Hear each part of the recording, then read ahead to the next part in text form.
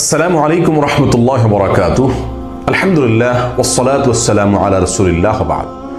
সুপ্রিয় দর্শক শ্রোতা ভাই বোনেরা, আমাদের জীবনের যে কোনো গুরুত্বপূর্ণ কাজে, যে কোনো গুরুত্বপূর্ণ সিদ্ধান্তে আমরা যদি চূড়ান্তভাবে সফলতা নিশ্চিত করতে চাই, তাহলে দুটি কাজ করতে হবে। তার একটি হলো সংশ্লিষ্ট কাজ শুরু করবার আগে, আরেকটি কাজ হলো পরে।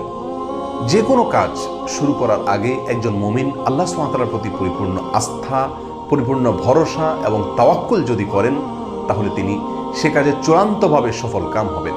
আল্লাহ সুবহানাহু ওয়া তাআলা কোরআনে কারীমে বলেছেন, ফাইজা আযামতা ফাতাওয়াক্কাল আলাল্লাহ।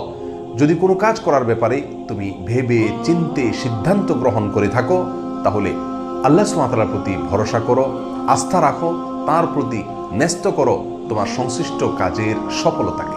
অন্য আয়াতে তিনি বলেছেন, ওমান ইয়াতাওয়াক্কাল আলাল্লাহ ফাহুয়া হাসবুহ।